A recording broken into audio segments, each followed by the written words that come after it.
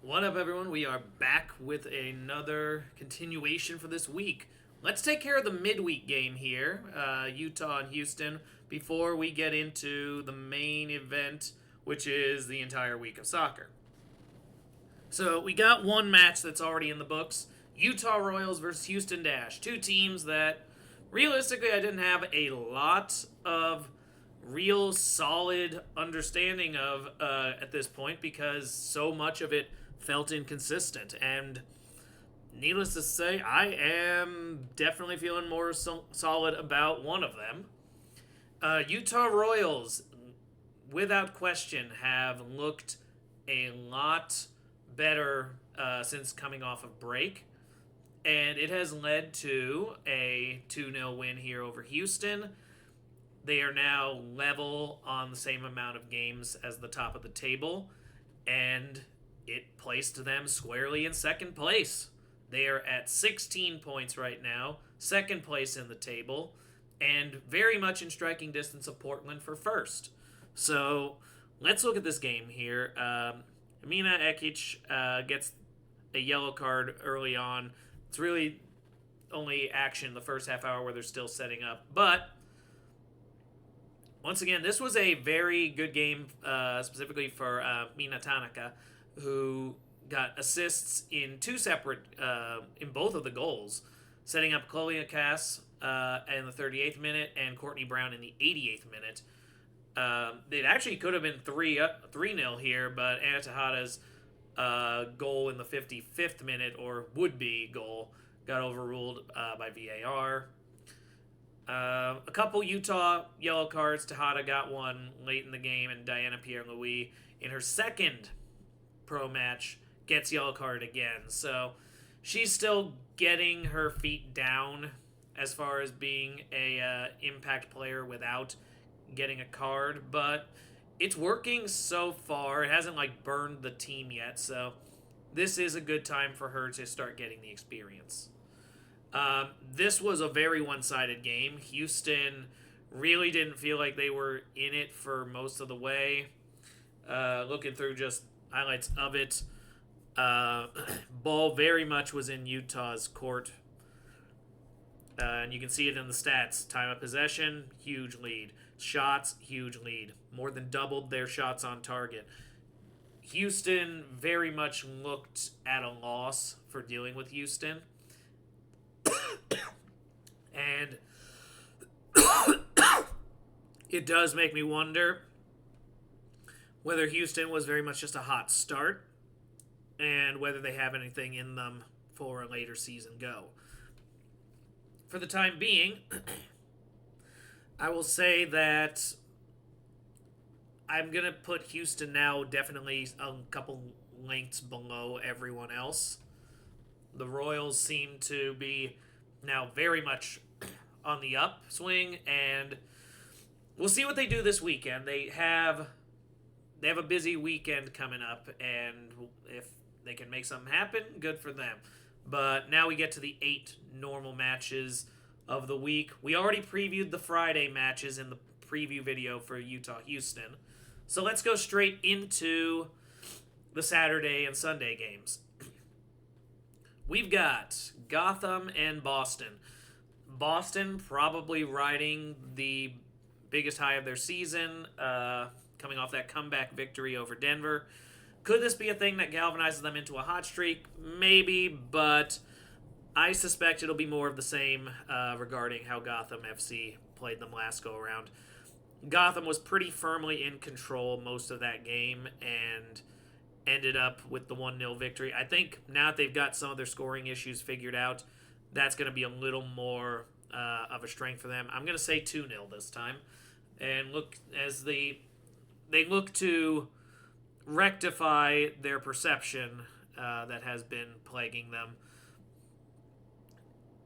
As we move on forward, we got Houston and Denver. In this one, as I said, Houston has to rebound, and honestly, so does Denver after their blown lead. Neither team is coming in with a high degree of stock. I'm sure Houston will be happy to be back in the friendly confines after that dominant defeat. But Denver, just moving a little bit closer to home after the cross-country trip and the blown lead.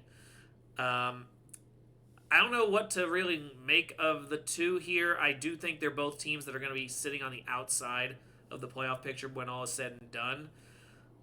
I will say, I think in terms of their raw talent, Denver has a good bit, but they don't know how to finish games. So I'm going to actually say Houston comes back and levels the game, and this thing ends in like a 2-2 tie.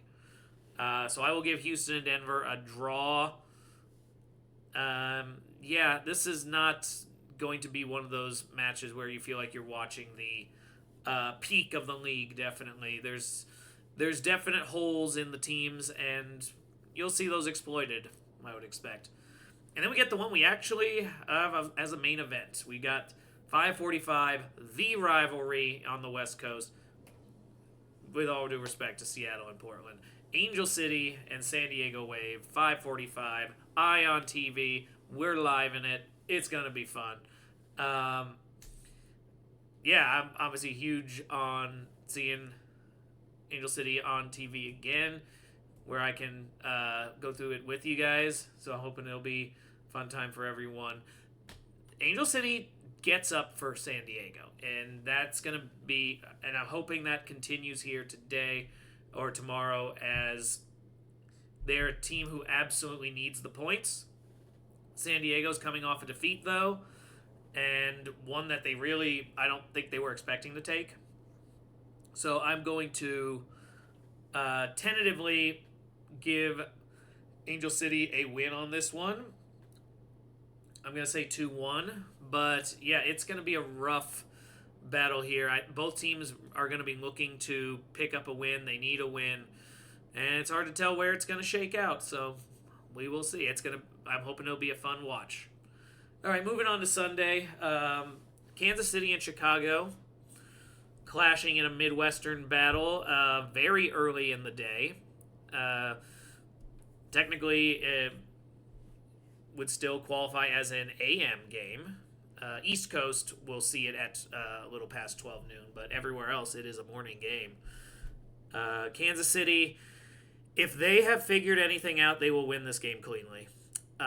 Their loss to Chicago has to still be sticking in their craw. And so I am going to give that to them. I'm going to say it's 1-0. But I do think Chicago has gotten better than they were a year ago, and they are going to make this game competitive. I'm expecting something fun to watch, but nonetheless, I will give Kansas City the nod on this. It would be very deeply disturbing for them if they're not able to.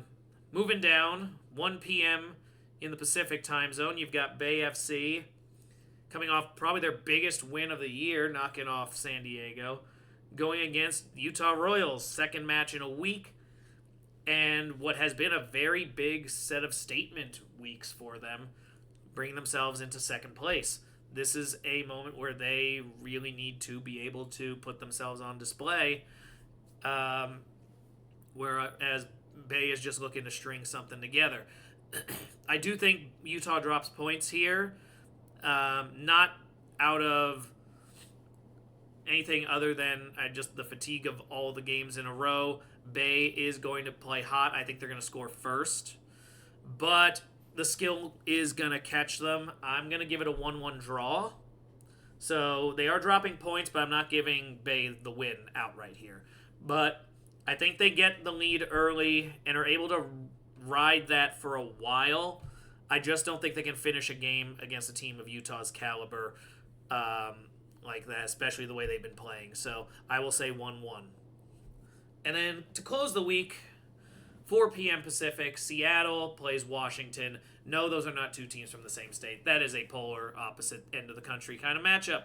So Washington has some difficulty traveling the big 6-hour flight all the way over to face the Reign FC. And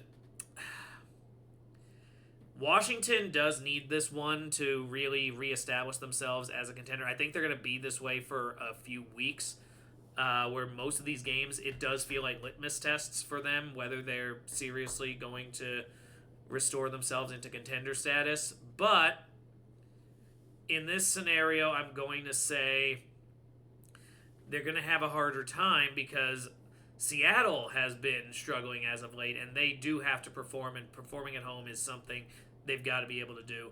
I'm going to give this a 2-2 draw as well, so another split set of points.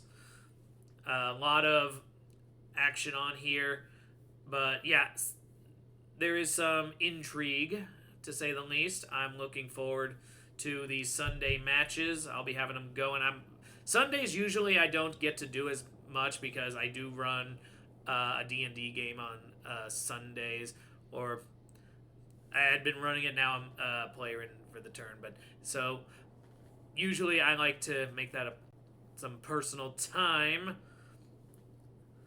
But since I have a split screen, I have the matches running basically at all times. So it's nice to be able to see those second and third games. I'll probably be enjoying a triple header of Sunday football, at least this weekend. So, yeah, I'm almost able to see all of them. The only ones, the Gotham match and the Houston match might not fit in here. I'm basically loading up all my regular work weekend stuff in the early part of the weekend so that I can live the Angel City match and take care of all this other business on this Sunday. Anyway, that concludes the preview for now. Should be a good time. And yeah, whoever you're supporting, just enjoy your football for the week. And I know that the first match of the week is going to be going up just about a little after this thing's posting. This thing should go up probably around 3:15 and be finished for you just in time for the 3:30 game. So enjoy that, have some fun, and go Angels.